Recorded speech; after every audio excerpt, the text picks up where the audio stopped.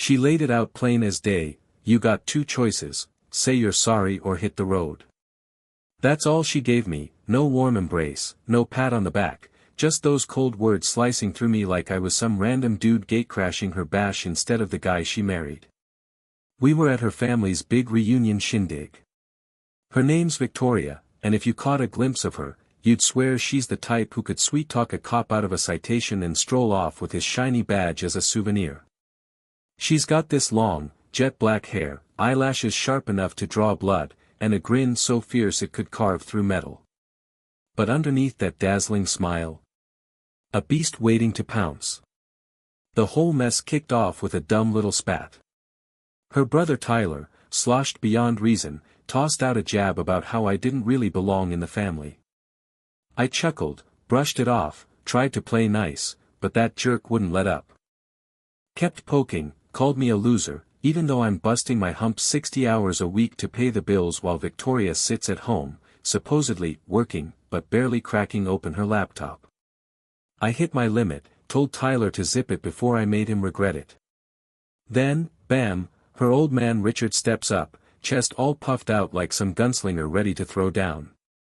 And Victoria? Not a peep from her. She just stood there, arms folded tight, letting her whole clan tear me apart like I was nothing. The ride home was dead quiet. She didn't check in, didn't toss me a sorry about that. Nope, she held off until we were in our living room, the one I busted my back remodeling for her last summer, and then she glared at me like I was mud she tracked in.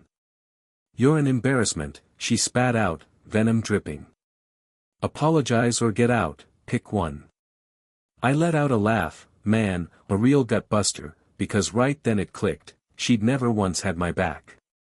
So I didn't yell, didn't bawl. I flipped open my laptop, snagged a one-way ticket to Denver, threw some stuff in my duffel, and walked out. No goodbye note, no big speech, just me and the door slamming shut.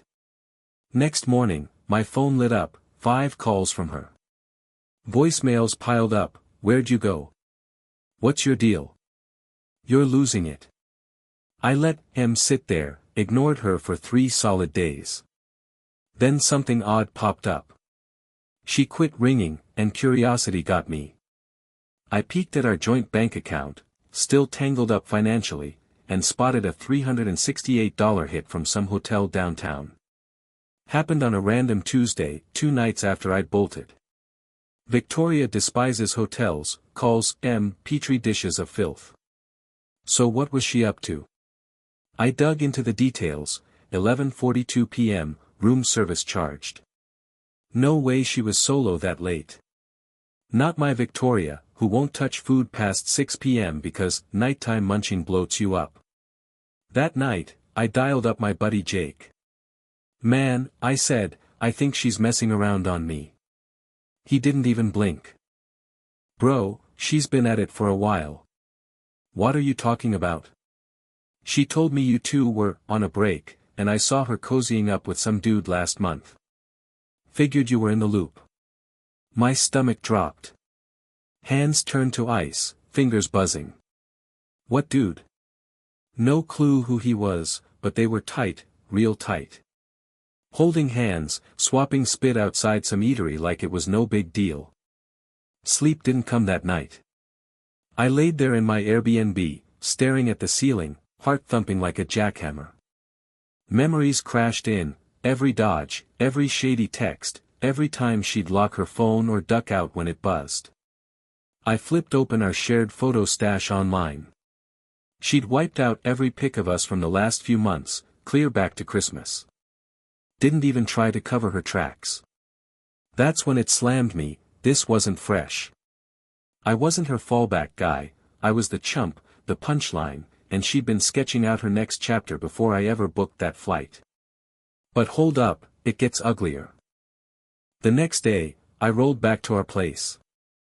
No heads up, no text, just showed up, keys still jingling in my pocket, a brick of dread sitting heavy in my gut. I had to see it with my own eyes, had to know I wasn't just imagining things or licking wounds from a bruised ego. It was about 3 p.m.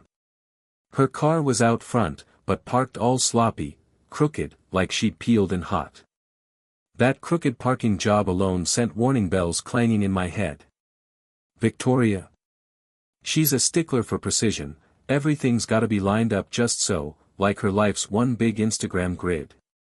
I crept up the front steps, heart thumping like a bass line rattling my ribs. My key slipped into the lock, turned smooth as butter. I eased inside. First thing that hit me, music drifting through the air, some sultry R&B tune crooning about skin and desire. Second thing, a trail of breadcrumbs, not quite clothes but close enough. A single red stiletto kicked off by the hallway. A half-empty wine glass perched on the end table. Her purse, flung wide open, with lipsticks and mascara tubes spilling out like a crime scene. Then I caught it, voices. Not a chat, not actual words, just sounds. Her giggle, all soft and airy. Then a guy's low rumble, followed by quiet, then a noise I'll never unhear, a slick, steady rhythm, the unmistakable pulse of two bodies tangled up. I should have bolted right then. Should have spun on my heel and saved myself from the picture now burned into my brain like a brand. But nope, I didn't. I drifted down the hall like a shadow, step by slow step, toward our bedroom, toward those sounds, toward the knife waiting to twist in my gut. When I pushed that door open, Victoria didn't even twitch. There she was, riding him like it was her calling, eyes shut, head thrown back in bliss. And the guy? Some jacked up dude with a tribal tat sprawled across his pecs, grinning like he'd just hit the jackpot. I didn't say a damn thing. Didn't have to. Her eyes flicked open, locked on mine, and for a split second, she just stared, buck naked, caught red-handed. Then, get this, she rolled her eyes. "You're not supposed to be here," she said, cool as ice, like I'd wandered into her yoga class uninvited. "Are you kidding me?" I managed to choke out. "This is your move. 1 week in." She tugged a sheet over herself, like modesty mattered now. "Don't make a scene, Kevin. You walked out. I gave you a chance to say sorry. You didn't take it. That's your mess." The dude didn't even climb out of bed, just cocked an eyebrow, sizing me up, probably itching for me to throw a punch. I was this close to obliging, but I held back. Instead, I laughed, because it all crashed into place, the lies, the gaslighting, the months of her weird vibes and vanishing acts. She'd been with this guy way before her family's reunion. "You've been sneaking around with him this whole time?" I asked, voice steady. She just shrugged. "What's it matter now?" And that's when something in me broke.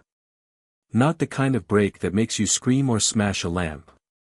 Nah, it was quieter, icier, like a circuit in my soul blew out, and every bit of love, every shred of trust one had for her, got swallowed into a void. I nodded, turned, and walked out, no door slam, no shouting match, just gone. In my car, I couldn't catch my breath.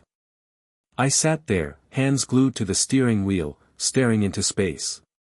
She didn't chase after me, didn't call, didn't shoot a text, and that said it all. She was done, had been for ages, and I was just now getting the memo. I spent that night driving aimlessly, needing the hum of the road, the blur of lights, grabbing gas station coffee, looping old playlists, watching city streets melt into highways and back again. My phone pinged once around midnight. Not her. "Jake. Just a text, you good?" I wasn't, but I left it unanswered. Come morning, I found myself parked outside some rundown motel off I-7. Its neon sign was busted, the vacancy light flickering like it was gasping for air. I checked in, flopped onto the lumpy bed, and stared at the cracked ceiling until sleep finally yanked me under like a riptide. When I woke up, I felt empty, not mad, not even torn up, just hollowed out, like someone had carved away my core and left me running on vapors. But that numbness didn't last. I needed answers, and not from her, she'd just spin more lies. She always did. I needed the real deal, even if it came from someone else's lips. So I hit up Jake. "You finally ready to spill it?" he asked, skipping the small talk, no trace of sympathy in his voice. "Yeah, man. Lay it all out for me." And he didn't hold back. Turns out this dude, Brad, real creative name, was some hotshot she met at her gym. A trainer, younger than me, strutted around like he owned the place. They'd been pals 4 months. She fed Jake a line about it starting after one of our blowouts, claiming she just needed a shoulder to lean on. Jake called it straight up garbage, said she'd been cozying up to this guy behind my back while flashing me sweet smiles over supper, asking for the salt like it was all good. "She played you, bro," Jake told me. "You were her rock, cash, steady gig, the perfect picture. He was her little thrill on the side." That hit me like a sucker punch, way harder than I figured it would, 'cause deep down, I'd seen the red flags waving, her phone always locked up tight, kisses that felt like ice, the way she'd twist every fight to make me the bad guy, like I owed her an apology just for existing. I started replaying it all, how she quit reaching for me in bed, those late-night walks after 10 p.m., how she'd dodge any talk about what's next for us. And me? I stuck around, kept hoping she'd snap out of it, that we'd get past the rough stuff, that I wasn't enough yet but could be if I just hustled harder, grinned wider, shut my mouth. Craziest part? I'd been eyeballing a custom necklace for our anniversary, had it all picked out. Now here I was, crashed out on a motel mattress with springs jabbing my back, piecing together a life that didn't make me look like a total sap. Then came the curveball. That afternoon, my phone rang. Lily, Victoria's little cousin, 17, good kid, always had a soft spot for me. "Hey, Kevin," she murmured, voice hushed. "I probably shouldn't be calling, but there's something you need to hear." I bolted upright, heart kicking into overdrive. "What's up?" "I swung by the house yesterday. Victoria didn't know I was coming. I walked in while she was on the phone, pretty sure it was Brad. She said she's glad you're gone, that now she can move him in without feeling bad about it." I went quiet. Then she laughed, Lily tacked on. "Said she hopes you sign the papers fast so she can swap out the locks." Papers. Divorce papers. I hadn't seen a single page, no email, no nothing, but she was already popping champagne in her head. That was it, the final kick in the teeth. I didn't bawl, didn't yell. Just hung up, shuffled to the bathroom, and stared into the mirror till I decided something. I was done playing the sucker. She wanted to sling mud. All right then. She forgot who she tied the knot with, and I was about to jog her memory. That night, I cruised back into town. No blueprint, no luggage, just a fire eating at my chest like battery acid. I wasn't slinking off with nothing. Victoria thought she'd come out on top, figured I'd crawl away licking my wounds while she shacked up with her gym bro and milked pity from her folks, painting me as the screw-up. She didn't remember who I was before her. Back then, I was sharp, had my head on straight. Love dulled me down, and that was my slip-up. I parked a couple blocks from the house, didn't want her clocking my car. Hoofed it the rest of the way, hoodie pulled up, cap tugged low. I wasn't sneaking in like a thief, my name's still on the lease. Better yet, that security system. I set it up. She never bothered resetting the codes. The place was pitch black, silent, middle of the night still. I slipped in through the side door, the one she always forgot to bolt. Kicked off my shoes, kept my steps soft, heart pounding, not from nerves, but from a mission locked in tight. I beelined for the office, zeroed in on that drawer she thought I didn't know existed. She stashed receipts in there, birthday surprises, and, turns out, a whole lot more.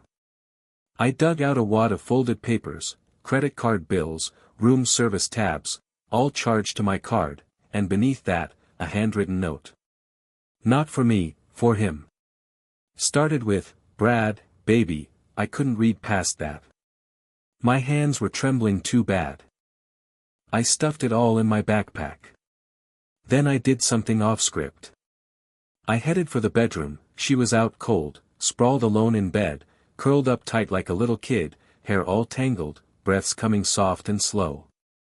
For a fleeting second, I caught a glimpse of the woman I'd said "I do" to, the one who'd belt out tunes in the car, twirl barefoot in the kitchen, sniffle at sappy old flicks. But that version of her was long gone, buried deep by the stranger snoring in front of me. I stood there, dead quiet, just staring for a solid minute. Then I slipped my wedding ring off my finger and set it down soft on the nightstand. She didn't stir, course she didn't. She never tuned in when it counted. I drifted back to the living room, snagged the fireproof lockbox where I stashed my lifeline stuff, passport, birth certificate, the truck's original deed. She never knew where I hid the key, but I sure did. I scooped up everything I needed to cut her loose for good, then walked out, this time with no looking back. By the time the sun peeked up, I was 2 states over, parked at some greasy spoon diner, nursing a cup of scorched coffee and sifting through the pile of proof like a detective on a mission. Each page, every receipt, every hint of her double-crossing just stoked the flames higher. I rang my lawyer, told him to get the ball rolling quick. Oh, and one more thing, I tossed in, lock her out of my accounts, freeze, solid. Later that day, I threw up a short post on Facebook, "Victoria, you gave me 2 options, say sorry or split. I picked split. Now you're gonna find out what that really looks like." She clocked it in under an hour. Blew up my phone 6 times. I let it ring. Then the texts rolled in, "Kevin, come on, let's hash this out. You're acting like a kid. This isn't how grown-ups deal. You're breaking my heart." Breaking her heart. The nerve of her, flipping the script like she was the one wronged. I didn't bite. Just kept pushing ahead, one paper signed, one account sealed, snipping every tie to our old life like scissors through thread. Then one message made me jolt upright, "You swiped those papers. That's theft. I'll get the cops on you." That lit up everything I needed to know. She wasn't itching to chat, she was spooked, 'cause she knew what I'd figured out. This wasn't just her stepping out. She'd been crashing in a house I paid for, burning my cash on her late-night hotel romps, plotting her next chapter on my tab. And I was through bankrolling her lies. My next play. She'd never see it coming, and she'd never shake it off. I didn't catch a wink that night, just sat in the motel's rickety armchair, papers fanned out on the table like a battle plan. I was done playing defense. Time to hit back. Come morning, I rolled up to the bank, not just to lock things down, I'd already handled that. This time, I went in with precision. Pulled every record, every joint account, every card swipe tied to my name that overlapped with hers. I marked up every hotel bill, every spa day she'd squeezed in while swearing she was figuring stuff out. Even spotted a couple Venmo drops to some J-Fit. Bet I know who that is. Then I hauled it all to my lawyer's office. He flipped through the folder, let out a low whistle. "She's not walking away with a penny," he said. "This? She won't even keep the sofa." I gave a nod, no grin, nothing. This wasn't about payback, it was about setting things straight, peeling back every sweet little lie she'd spoon-fed me while she cozied up to some other guy. 2 days later, an email from her popped up. Subject line, "Please talk to me. Kevin, this isn't what I meant to happen. I was hurting. You were always so far off, never really hearing me. The hotel was just an escape, and yeah, I met someone, but it was nothing serious. Can we please just talk?" "Nothing serious," she says. Funny how "nothing" feels like a blade twisting in your gut when you catch it live and in color that I didn't bother firing back. Instead, I mailed off the first cut of the divorce papers, crisp, no nonsense, done. Her reply crashed in a few hours later, a messy wall of text, more tears than sense.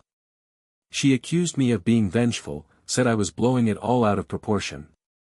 Then the real kicker slipped out, "Brad's backing off, he's not ready to shack up for real."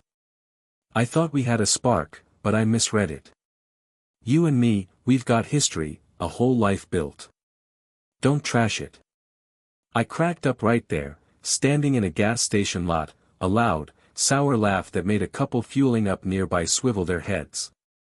Victoria wasn't pining for me. She was mourning the me who covered the bills, patched things up, played the loyal husband while she ran wild. I told my lawyer to plow ahead, no sit-downs, no do-overs. She sealed her fate the instant she welcomed another guy into our sheets. Nah, scratch that, way before, when she handed me that "say sorry or scram" ultimatum and smirked as I picked the exit. But I wasn't finished yet. I shot her one final note, not a long-winded tirade, just a snapshot, my ring parked on the nightstand beside that love letter to Brad. Caption read, "You built this mess. Enjoy it." She went radio silent that day. Next morning, though, Jake rang me up. "Man, you won't believe this," he said. "Victoria's lighting up social media, claiming you ditched her, left her high and dry after the reunion, didn't even explain why, and now you're dodging her like some deadbeat." My blood hit a boil. She was spinning a whole new tale, casting herself as the wounded wife, fishing for pity from the same crowd that turned a blind eye when her sloshed brother tried to grind me into the dirt. I wanted to roar. Instead, I zipped Jake the receipts, her texts, the hotel bills, that handwritten gush to Brad. Didn't blast them online myself. Didn't need to. Jake handled it, and the truth tore through like wildfire. In hours, her little fan club got an eyeful. Comments flipped fast. A few of her kin slid into my DMs, some said sorry, some just quit propping her up without a peep. Victoria. She locked me out of every app and platform, quick as that. Didn't even have the guts to stare down the wreckage she'd made. I didn't need her to tie it up for me. The real end came when I cracked open my mailbox and spotted those signed divorce papers. The ink was still wet when I chucked them back to my lawyer and sucked in the freest breath I'd had in ages. It was finished. Done for good. The next page. All mine to write. A couple days after the ink was official, the quiet felt new. Not that thick, suffocating hush of a marriage on its last legs. This was lighter, open, like the breeze after a downpour clears out. Sure, there was still debris scattered around, but at least I could fill my lungs. I ditched the motel for a short-term spot by the lake. Nothing ritzy, just a one-bedroom deal with a cramped kitchen and scuffed-up tiles. But it was mine, every inch. No trace of her scent hanging around, no stray wine glasses cluttering the counter, no fake smiles staring back at me like everything was fine. I started dragging myself up early again, frying real breakfasts, hitting the pavement for runs. Sweating out the rage woke something up in me, made me feel alive again.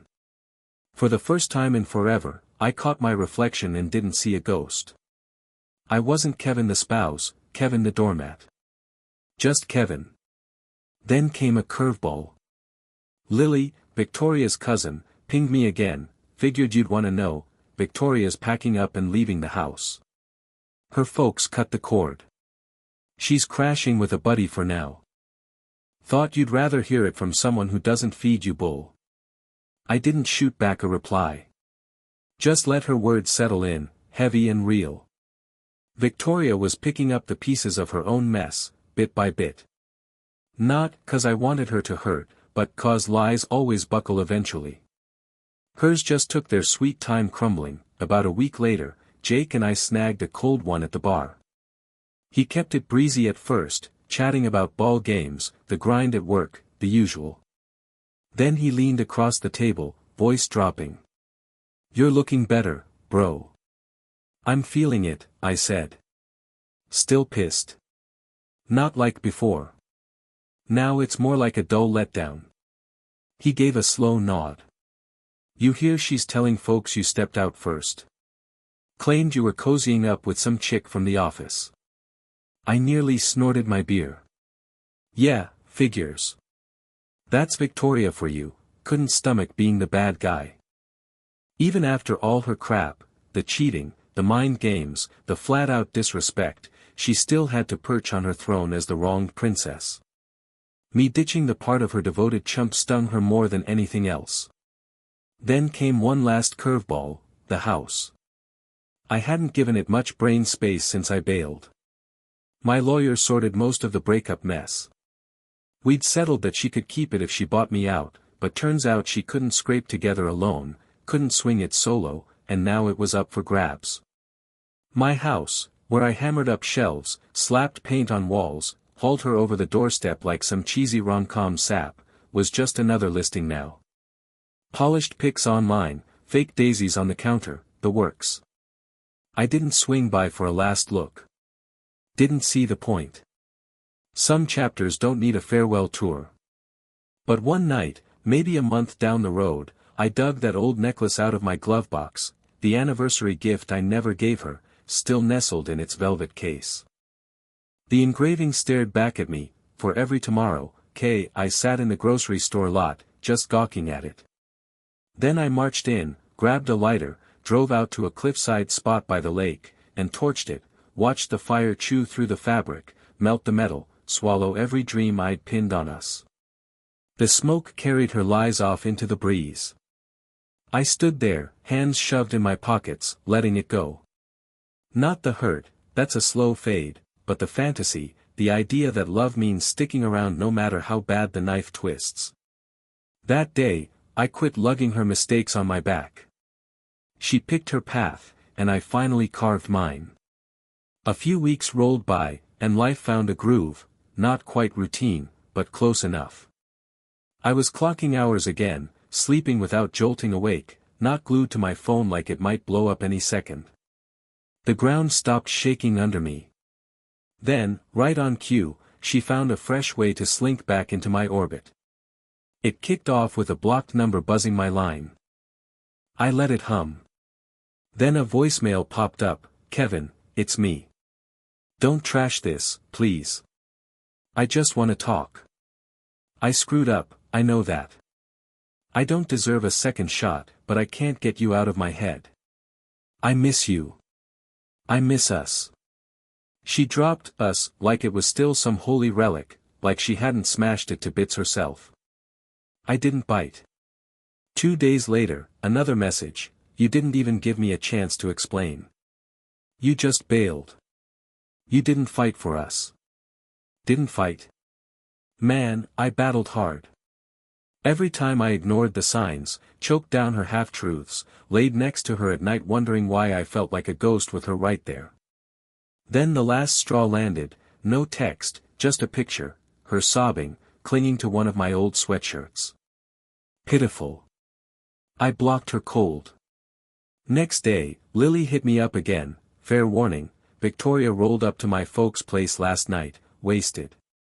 Said she blew it all, said Brad vanished on her. He's got a new girl now." I froze for a sec. Not 'cause I gave a damn, I was past that, but 'cause there was a grim kind of poetry in it. She tossed everything for a fling with a tatted-up clown who bolted when the going got real. The same guy she swore meant nothing was dodging her calls now. Meanwhile, I was piecing my life back together, and she was coming apart at the seams, but let me tell you about the real moment it all clicked shut. It wasn't torching that necklace or scribbling my name on the divorce papers. It hit me one random Tuesday morning, perched on my balcony, sipping coffee, eyeballing the lake rippling under the wind, when it dawned on me, I hadn't thought of her in days. Not her laugh, not her face, not the sting of her double-crossing, just pure quiet. Honest-to-God peace. That's when I knew it was truly done, not just the marriage or the chaos, but the chokehold she'd had on me. It had slipped away. I was loose, free as hell. And if you're out there reading this, stuck in a mess like I was, here's my 2 cents, don't go running after someone who snags your trust and leaves you hollowed out. Don't grovel for love from a person tangled up in somebody else's sheets. Don't pour your devotion into someone who stomps it flat like a welcome mat. Walk off with your head high and your heart still beating, even if it's cracked. 'Cause one day, that heaviness lifts off your ribs. When it does, you'll get what love's really supposed to be. It ain't pleading. It ain't agony. It ain't scrambling to prove you're worth a damn to someone who's already written you off. It's calm. And calm's worth everything. I crossed paths with her one last time, total accident. I was strolling out of the hardware store, lugging a box of tools, mentally ticking off fixes I was actually stoked to tackle at my new spot. The sun was shining, not too brutal, and for once, life didn't feel like a pile of shattered bottles and forced grins. Then I spotted her, Victoria, wrestling with her car, failing to crank it. Same flashy sunglasses, same swagger stuffed into a sharper, leaner shell of the woman I used to call mine. But now.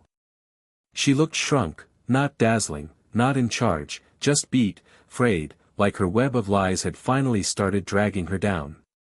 She clocked me. I kept moving, but she stepped up. "Kevin," she said, soft, almost testing, like she figured I'd vanished without her say-so. I paused, just for a beat.